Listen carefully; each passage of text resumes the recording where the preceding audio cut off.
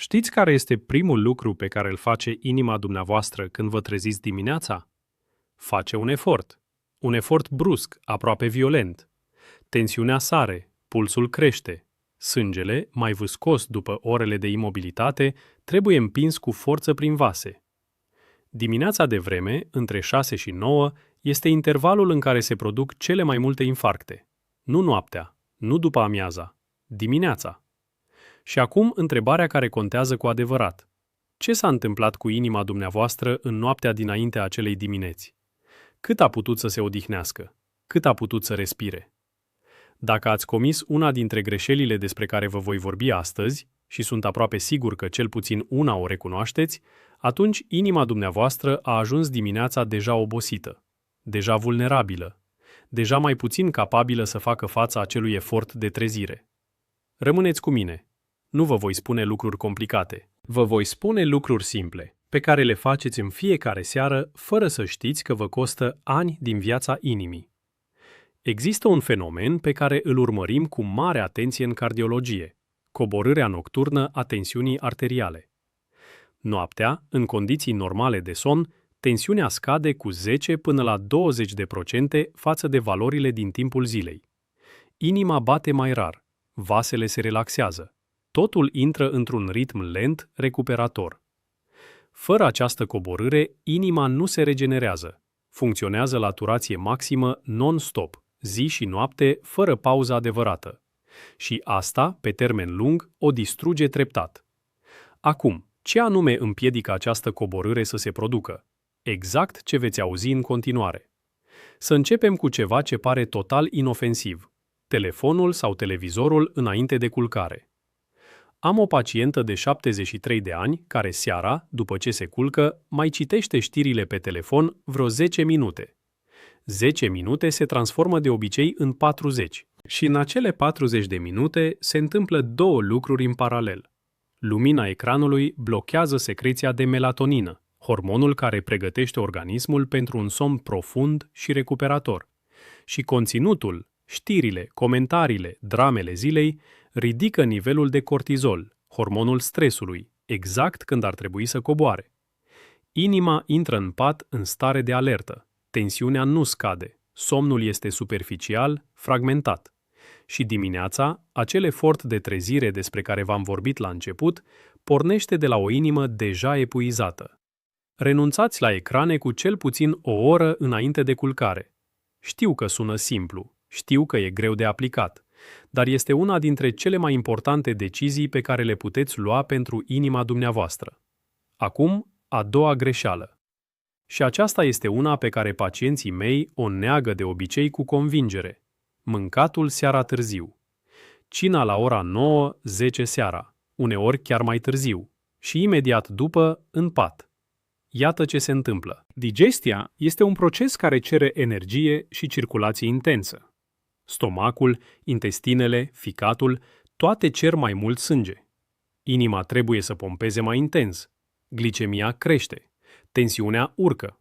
Și toate acestea se desfășoară noaptea, în orizontală, exact când ar trebui să fie liniște în organism. Mai mult decât atât, în poziție culcată, conținutul stomacului apasă pe diafragmă. Apar arsurile, disconfortul, trezirile nocturne. Fiecare trezire bruscă este un mic traumatism pentru inimă. Tensiunea sare, pulsul crește, corpul intră în alertă. Și dacă asta se repetă de 3-4 ori pe noapte, vă dați seama ce înseamnă asta în timp. Ultima masă, cu cel puțin 2 ore înainte de culcare, ideal 3. Ușoară, fără grăsimi grele, fără exces de sare. Atât. Dar acum vreau să vă vorbesc despre ceva ce puțini asociază cu inima. Ceva ce pare o simplă chestiune de disciplină, dar este de fapt o problemă medicală serioasă. Ora de culcare care se schimbă în fiecare seară. Luni la 10:30, marți la miezul nopții, miercuri la 9, joi la 1 după miezul nopții, pentru că era un film bun, sâmbătă și duminică complet altfel față de restul săptămânii. Organismul uman funcționează după un ceas intern extrem de precis, ritmul circadian. Acest ceas reglează nu doar somnul, ci tensiunea arterială, secreția de hormoni, coagularea sângelui, chiar și ritmul electric al inimii, Când vă culcați la aceeași oră, ceasul știe când să pregătească inima pentru odihnă. Tensiunea începe să coboare anticipat. Procesele de reparare celulară se activează la momentul potrivit. Când ora de culcare este haotică, ceasul biologic se destabilizează. Inima nu primește semnalul de relaxare la timp. Tensiunea rămâne sus mai mult decât ar trebui. Și studii recente arată că un program de somn neregulat dublează practic riscul de evenimente cardiovasculare grave. Nu crește cu 10%, dublează. Dacă luați un singur lucru din tot ce vă spun astăzi, fie acesta: culcați-vă la aceeași oră în fiecare seară, inclusiv sâmbăta, inclusiv duminica, inclusiv când aveți musafiri.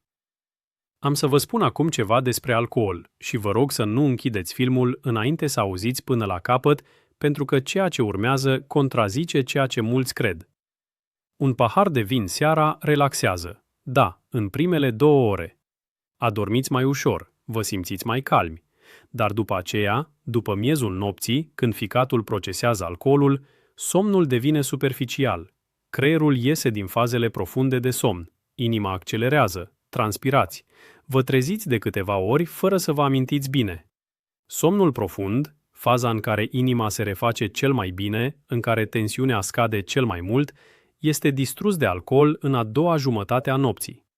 Dimineața vă simțiți obosiți și nu știți de ce, pentru că vi se pare că ați dormit, dar n-ați dormit cu adevărat.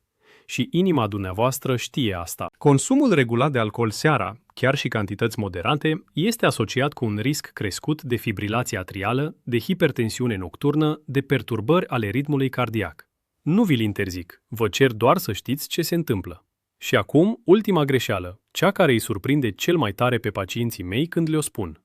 Temperatura și lumina din dormitor. Mulți oameni dorm cu o veioză aprinsă, sau cu perdelele trase doar pe jumătate, sau cu caloriferul la 22 de grade pentru că le e frig. Și nu se gândesc niciodată că aceste lucruri au legătură cu tensiunea arterială sau cu inima. Lumina, chiar și slabă, inhibă melatonina și menține sistemul nervos într-o stare de activare parțială. Temperatura ridicată în dormitor împiedică scăderea temperaturii corporale, un proces esențial pentru intrarea în somnul profund. Inima nu ajunge niciodată la acea stare de repaus adânc de care are nevoie. Temperatura ideală în dormitor este între 16 și 18 grade. Și cât mai mult întuneric. Dacă vă este frig, o pătură mai groasă, dar aerul din cameră să fie răcoros. Corpul dumneavoastră, inclusiv inima, va ști ce să facă cu acea răcoare. Acum vreau să vă spun ceva important despre vârsta pe care o aveți.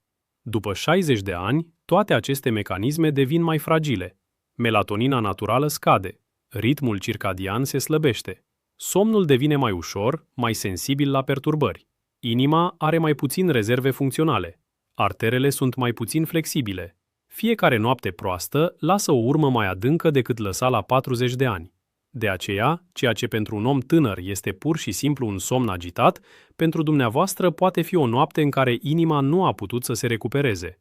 O noapte în care tensiunea nu a coborât cum trebuia. O noapte care adaugă, invizibil, o mică uzură în plus.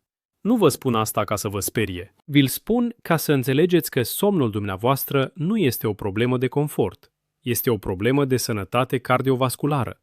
Este prevenție. Este medicină. Pacienta de care v-am vorbit la început, cea care se trezea obosită în fiecare dimineață, a schimbat câteva lucruri simple după consultația noastră. A oprit telefonul cu o oră înainte de culcare. A mutat cina mai devreme. S-a hotărât să se culce la 10:30 seara în fiecare zi, fără excepții.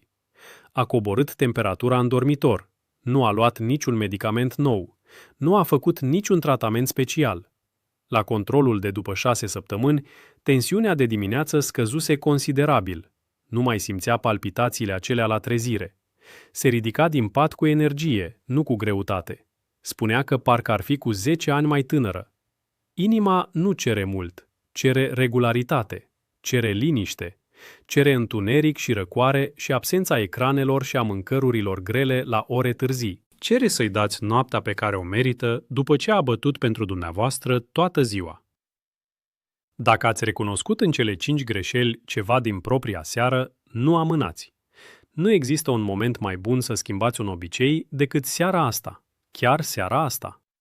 Și dacă cunoașteți pe cineva, un prieten, un frate, o soră, un vecin de vârsta dumneavoastră, care crede că are probleme cu somnul sau cu tensiunea, arătați acest film. Uneori, o singură informație, la momentul potrivit, poate schimba tot ce urmează. Inima dumneavoastră bate acum. A bătut fără oprire 10 de ani.